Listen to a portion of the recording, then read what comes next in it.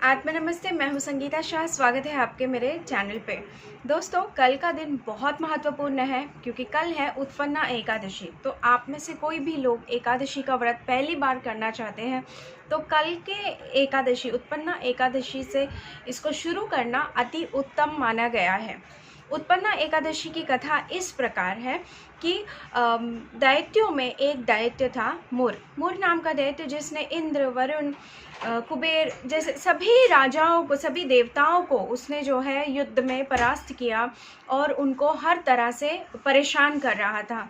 सारे देवता बड़े परेशान हो गए। वो गए भगवान शिव के पास। शिव शंकर भोलेनाथ अपने मस्त थे, तो उन्होंने उनसे पूछा कि प्रभु, ये जो मुर नाम का राक्षस है, इसने हमारे नाक में दम कर दिया है, हमें बहुत परेशान कर रहा है, हम करें क्या, इससे हमें मुक्ति दिलाइए। तब शिव ने कहा कि देखो, आप सब लोग मिलके इस जगत के पालनहार, तारनहार श्रीमन नारायण के पास जाइए, उनके पास इसका हल ज़रूर होगा। तो जैसे ही शिव ने आज्ञा दी, वैसे सभी देवता विष्णु जी के पास चले गए। नारायण अपनी शेष शैया पर आराम कर रहे थे। तो फिर नारायण ने कहा कि भाई, सभी के सब आज मेरे यहाँ क्यों आए हैं, क्या काम है। तब इंद्र ने कहा कि प्रभु, ये जो मुर नाम का राक्षस है, इसने हमें बहुत परेशान किया है, इसकी वजह से हम बहुत प्रताड़ित हैं।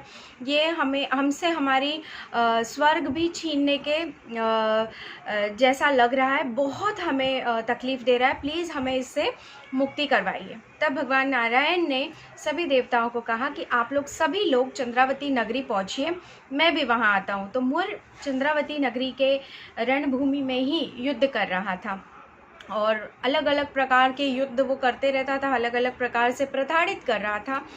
तो भगवान, जब देवता वहाँ पहुँचे तो भगवान नारायण भी वहाँ प्रकट हो गए और ये युद्ध लगभग 10,000 साल तक चला। जी हाँ दोस्तों।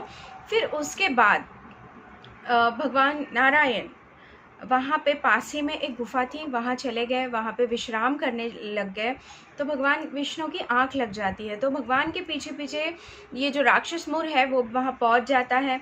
अब देवता जो होते हैं या जो भी योद्धा होते हैं, कभी भी सोए हुए व्यक्ति के ऊपर, निर्हत्ता व्यक्ति के ऊपर कभी भी हाथ नहीं उठाते या उसके ऊपर प्रहार नहीं करते। लेकिन वो तो राक्षस है, उसके पास तो ये सामान्य ज्ञान भी नहीं है। वो भगवान विष्णु के ऊपर प्रहार करने जाता है। तब भगवान नारायण के अंदर से एक बहुत ही उज्ज्वला स्वरूप की देवी, उन्हीं की शक्ति प्रकट होती है और उस मुर नाम के राक्षस के साथ युद्ध करती है। युद्ध करके उसे परास्त कर देती है, उसका वध कर देती है। उतने में ही भगवान नारायण की आँख खुलती है और फिर देवी से पूछते हैं कि देवी, आप कौन हो। तो फिर देवी कहती है, प्रभु, मैं आप ही की दासी, आप ही के अंदर से निकली हुई एक शक्ति हूँ एक। तो फिर भगवान कहते हैं कि अच्छा, तो ये उज्ज्वला जैसी जो देवी है, उनको कहते हैं कि आपका जो उत्पन्न हुई है आप एकादशी तिथि के दिन हुई है, इसीलिए आज से आपका नाम एकादशी है। और वो कहती है कि हर एकादशी के तिथि के दिन जो है आपकी आराधना, आपकी उपासना जो करेगा, उसके ऊपर मेरी अपरंपार कृपा हमेशा बनी रहेगी। तो उस दिन से एकादशी का व्रत शुरू हुआ। फिर जो लोग एकादशी का व्रत करते हैं, उस पर भगवान विष्णु की कृपा के साथ साथ माँ लक्ष्मी भी कृपा प्रदान करती है। माँ लक्ष्मी अति प्रसन्न रहती है। तो इस दिन आपको करना क्या है, देखिए, सबसे पहली चीज़, आपको सूर्योदय से पहले उठना है। आपको स्नान आदि करके भगवान विष्णु, नारायण, शालिग्राम जो भी आपके घर में है, उनको पंचामृत से स्नान करवाइए।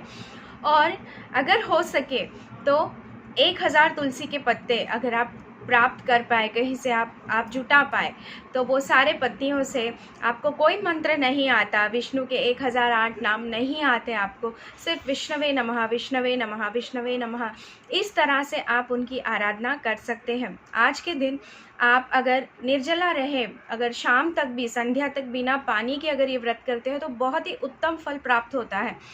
अब मैं देखती हूँ कि लोग व्रत करते हैं तो न जाने क्या क्या खाते हैं, राजगिरे का आटा, साबूदाना, नाचनी का, न जाने क्या क्या खाते हैं पूरे दिन में, तो उसका उपवास तो हुआ ही नहीं ना।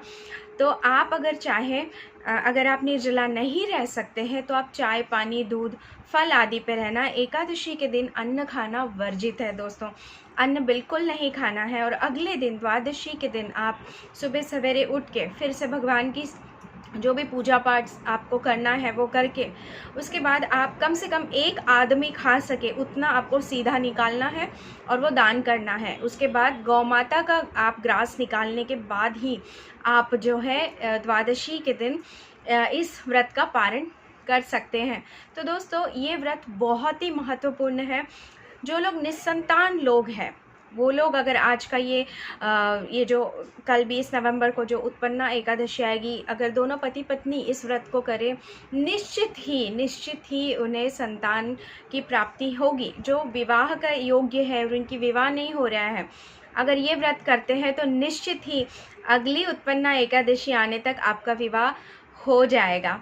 उत्पन्ना एकादशी यानी उत्पन्न कुछ उत्पन्न हो रहा है ना, कुछ प्रोडक्शन हो रहा है। तो जो भी क्षेत्र में आप वृद्धि चाहते हैं उस क्षेत्र में आपके जीवन में वृद्धि अवश्य होगी। आशा करती हूँ ये वीडियो जानने के बाद आप सभी लोग जो है उत्पन्ना एकादशी का व्रत ज़रूर करेंगे और भगवान विष्णु माँ लक्ष्मी की कृपा ज़रूर प्राप्त करेंगे। अगले वीडियो में आपसे मिलती हूँ। प्लीज़ इस वीडियो को लाइक कीजिए, शेयर कीजिए और आपने अभी तक सब्सक्राइब नहीं किया है तो प्लीज़ सब्सक्राइब कर लीजिए। आत्मा नमस्ते।